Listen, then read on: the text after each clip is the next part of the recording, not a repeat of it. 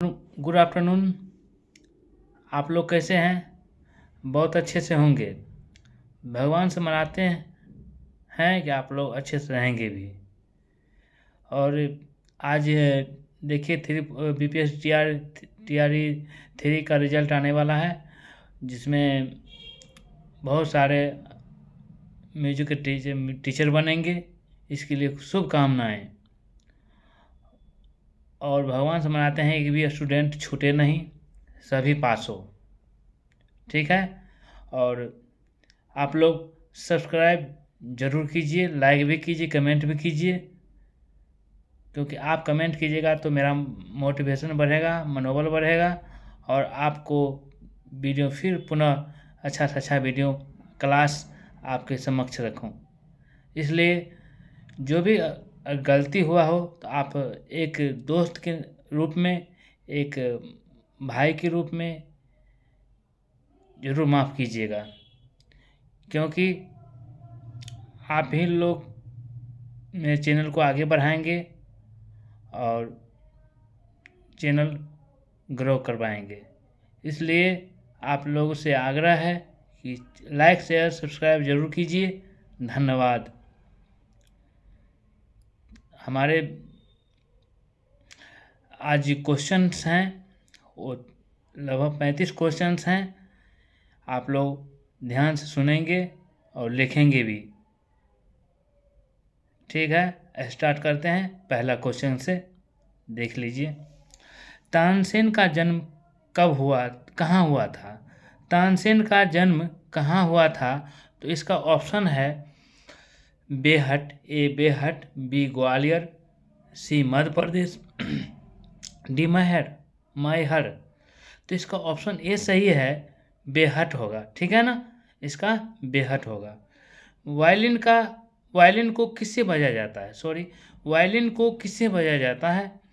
तो ऑप्शन है ए गज है, बी मिजराव है, सी राड है और डी कौन है। तो ऑप्शन ए ही सही होगा, जो गज होगा। ठीक है ना, वायलिन को गज से बजाया जाता है। अगला क्वेश्चन देख लीजिए, शहनाई को किस वर्ग के अंतर्गत रखा गया है? शहनाई को किस वर्ग के अंतर्गत रखा गया है? तो पहला है ए तत्, बी अवनद, सी सुशीर और डी घन। तो पहला आंसर है, शहनाई जो हवा से होता है, हवा से फूंका जाता है, तो इसका आंसर सी आंसर होगा, जो सुशीर होगा, सुशीरवाद। अगला क्वेश्चन देख लीजिए, कजरी कब गाया जाता है? कजरी कब गाया जाता है? इसका ऑप्शन देख लीजिए, ए फागुन, बी ग्रीष्म, सी सावन में और डी शीतकाल में। तो कजरी जो है वो सावन मास में गाया जाता है। इसका ऑप्शन सी सही है। ठीक है ना। झूमर प्राय प्रधान गीत है। झूमर प्राय प्रधान गीत है। इसका ऑप्शन देख लीजिए, ए पुरुष प्रधान, बी है स्त्री प्रधान, सी है बालक प्रधान और डी है इनमें से कोई नहीं। तो इसका आंसर होगा स्त्री प्रधान। झूमर जो गाया जाता है वो प्रधान होता है, वो स्त्री प्रधान होता है। ठीक है ना। अगला क्वेश्चन देख लीजिए, चैती के कितने प्रकार हैं? चैती के कितने प्रकार हैं? तो चैती के 2 प्रकार हैं। चैती के चैती को 3 प्रकार हैं। ठीक है ना। चैती को 3 प्रकार हैं। निम्न में से अलंकार को कहा जाता है। निम्न में से अलंकार को कहा जाता है।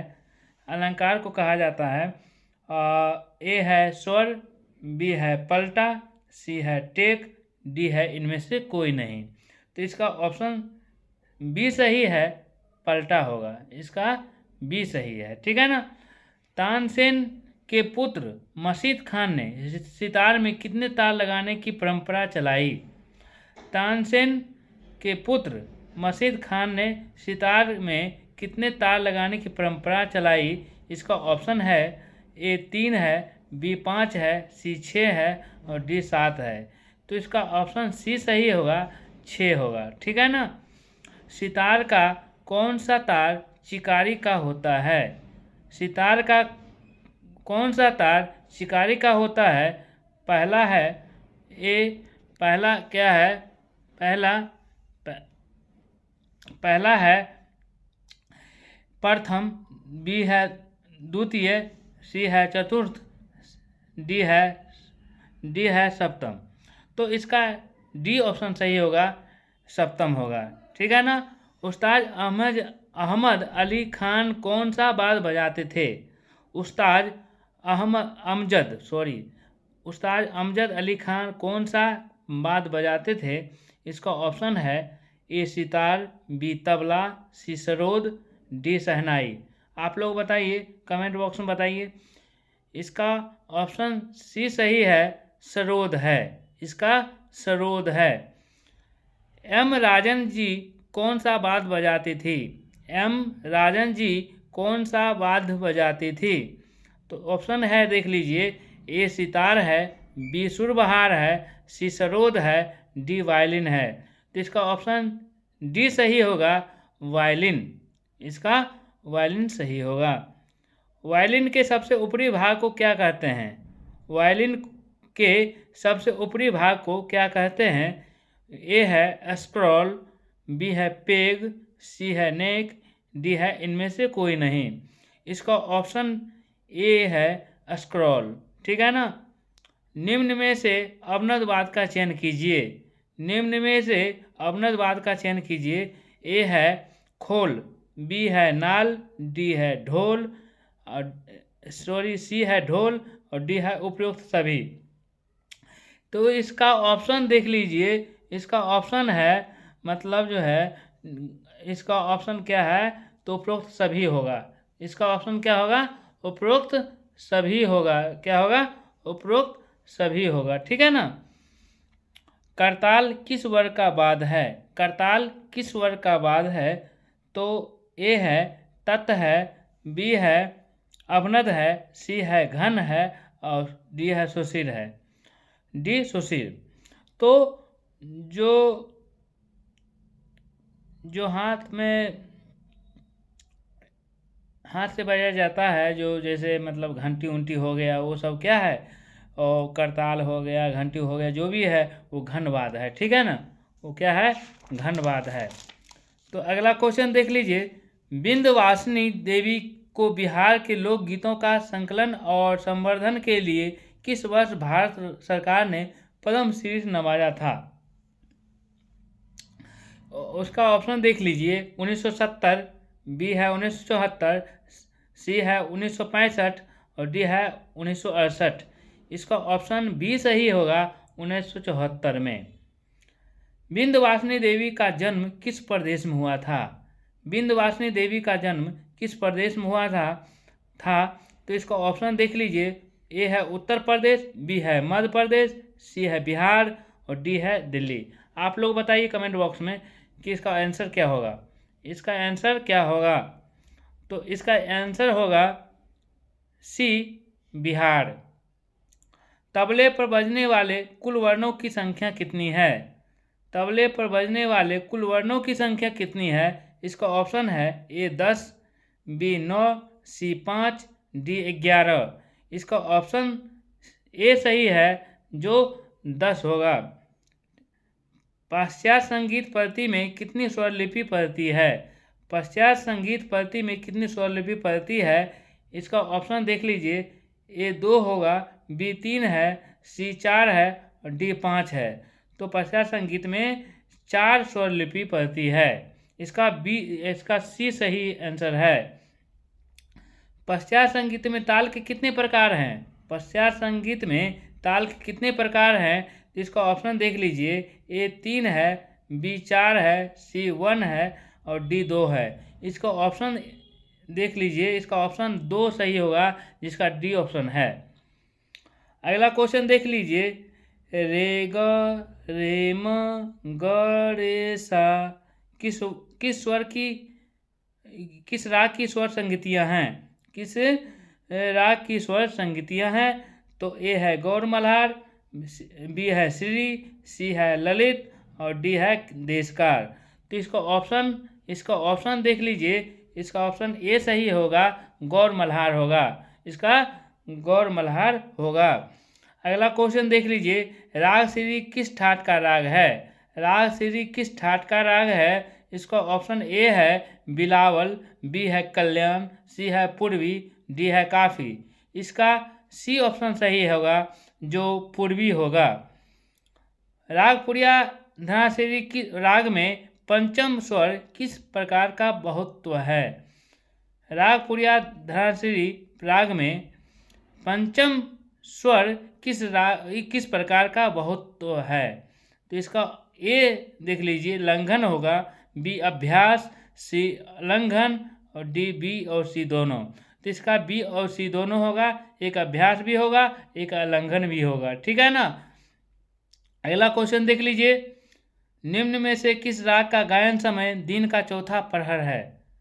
तो इसका ऑप्शन देख लीजिए, छायानाट, बी है मियाँ मल्हार, सी है पुरिया धनाश्री और डी है दरबारी कानरा। तो इसका ऑप्शन सी सही है, जो पुरिया धनाश्री होगा। राग बहार का गायन समय क्या है? राग बहार का गायन समय क्या है? इसका ऑप्शन है दिन का प्रथम पहर, बी है दिन का द्वितीय पहर, सी है मध्यरात्रि और डी है रात्रि का प्रथम पहर। इसका सी ऑप्शन सही होगा, मध्यरात्रि। मध्यरात्रि। सरज ग्राम में कितनी शुद्धा जाति है? सरज ग्राम में कितनी शुद्धा जाति है? शुद्ध जाति मतलब शुद्धा जाति लिखा गया है, शुद्धा जाति है। तो इसका ऑप्शन है ए 3 है, बी 5 है, सी 2 है और डी 4 है। तो ये शुद्धा जाति जो होता है ये 4 है। इसका ऑप्शन डी सही होगा। रागनी वर्गीकरण को कितने मतों में बांटा गया है? तो इसका ऑप्शन देख लीजिए, ए 4 है, बी 3 है, सी 5 है और डी 2 है। इसका ऑप्शन ए सही होगा, जिसका ऑप्शन 4 है। भरत मत में कितने राग और रागनियां हैं? भरत मत में कितने राग और रागनियां हैं? इसका ऑप्शन देख लीजिए। इसका ऑप्शन क्या है? 5 ए में 5 राग 30 रागनी, बी में है 6 राग 36 रागनी, सी है 6 राग 30 रागनी और डी है 6 राग 42 रागनी। तो इसका ऑप्शन सी सही होगा, 6 राग 30 रागनी। ठीक है ना। अगला क्वेश्चन देख लीजिए, परमान सुरती की दूरी भरत ने किस प्रकार प्राप्त की? परमान सुरती की दूरी भरत ने किस प्रकार प्राप्त की?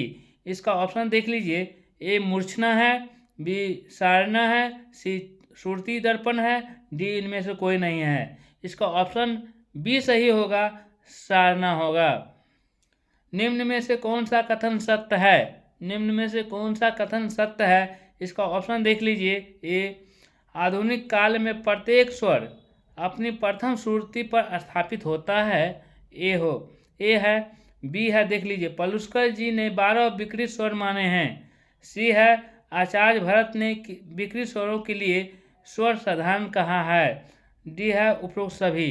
इसमें तीनों सही होगा, उपरोक्त सभी होगा। निम्न में से बेसरा का संबंध किससे है? निम्न में से बेसरा का संबंध किससे है?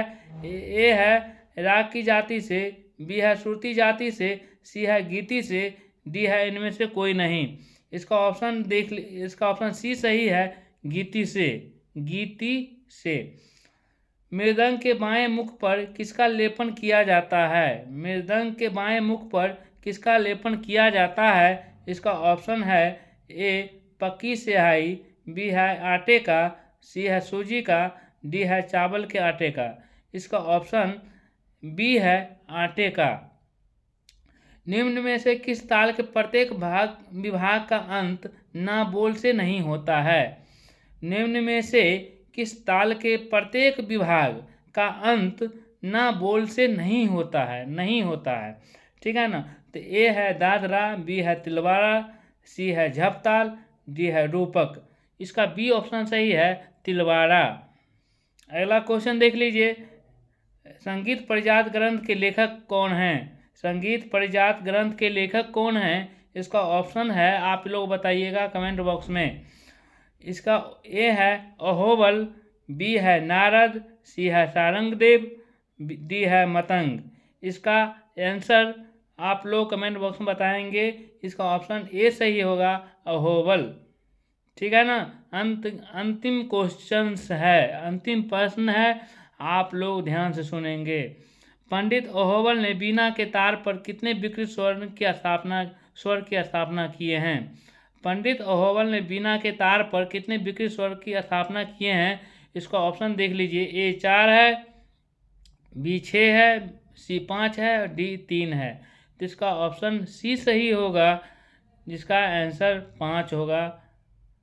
तो आप लोग का क्वेश्चन कैसा लगा आप लोग कमेंट बॉक्स में बताइएगा। तो क्योंकि मौखिक रूप से हम प्रश्न बताते हैं, अभी डिजिटल बोर्ड नहीं लाए हैं, थोड़ा प्रॉब्लम है, स्थिति थोड़ा आर्थिक थोड़ा ठीक नहीं है, इसलिए जो है नहीं लाए हैं। तो आप लोग मेरा मजबूरी समझते हुए लाइक शेयर और सब्सक्राइब करेंगे अगर अच्छा वीडियो, अगर अच्छा क्लास लगा तो।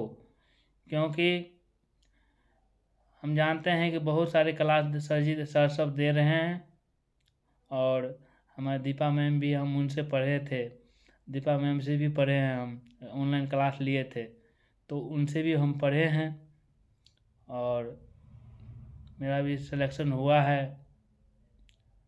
तो आप लोग प्लीज़ इस पर ध्यान देते हुए क्लास को हम यहीं ख़त्म करता हूँ, मैं ख़त्म करता हूँ। जो बोलने में गलती हुआ वो तो आप लोग क्षमा करेंगे, और हम यही कहते हैं कि आप लोग हारिए नहीं, हार के आगे जीत है। आप लोग कोशिश करिए और नित्य दिन अपना सेट बनाइए, पढ़ते रहिए, OMR शीट पर ज़्यादा फोकस कीजिए, और ज़्यादा 2 दिन कम से कम एक सेट ज़रूर बनाइए, क्योंकि यहाँ सेट बना लीजिएगा तो एग्ज़ाम में दिक्कत नहीं होगा, क्योंकि वहाँ जाके दिक्कत हो जाता है कि OMR शीट भरने में। इसलिए OMR शीट बाज़ार से खरीद के ले आइए और उस पर ज़्यादा प्रैक्टिस कीजिए, कम से कम 80 क्वेश्चन ज़रूर प्रैक्टिस कीजिए, और नहीं तो ये 150 क्वेश्चन है, 150 क्वेश्चन पूरा कीजिए, क्योंकि डेली करने के बाद आपको हैबिट बन जाएगा और आप लोग अच्छा से वहाँ कोई दिक्कत नहीं होगा। ठीक है ना। इसलिए आप लोग अगर वीडियो अच्छा लगे, क्लास अच्छा लगे, तो लाइक शेयर और सब्सक्राइब जरूर करेंगे और चैनल को आगे बढ़ाएंगे। मुझे आशा है कि आप लोग आगे बढ़ाएंगे। ठीक है ना। जितना आदमी देखते हैं कम से कम लाइक सब्सक्राइब जरूर कीजिए। अगर 500 देखते हैं तो 500 जो छात्र हैं वो जरूर सब्सक्राइब करेंगे। आप क्या करते हैं, देख लेते हैं और सब्सक्राइब करते नहीं हैं, इसलिए सब्सक्राइब लाइक ज़रूर कीजिए, और आप लोग को सही सब्सक्राइब से ही चैनल आगे बढ़ेगा ना। इसलिए जितना आदमी देख रहे हैं सब सब्सक्राइब कीजिए और बेल घंटी को ज़रूर दबाइए, ताकि वीडियो अभी जो भी होगा वो आपके यहाँ तक पहुँचेंगे। ठीक है ना। और आप लोग इसका फ़ायदा उठाएंगे, क्लास करेंगे, और ज़्यादा से ज़्यादा लिखिए। लिखने से खूब याद होता है, खूब लिखिए, सुनिए, लिखिए, खूब लिखिएगा तो उतना बहुत याद होगा। हम भी खूब लिखते थे, इसलिए खूब याद होता है। ठीक है ना। अभी भी हम आप लोग के लिए हम क्वेश्चन बनाते हैं, और अच्छा अच्छा कुछ हम जानते हैं कि क्वेश्चन अच्छा देंगे तो परीक्षा में उसी तरह क्वेश्चन आएगा। ठीक है ना। इसलिए आप लोग को अगर वीडियो अच्छा लगे तो आप लाइक शेयर सब्सक्राइब जरूर कीजिए, और इसी के साथ हंसते रहिए, मुस्कुराते रहिए, और पढ़ते रहिए। धन्यवाद। जय हिंद, जय भारत।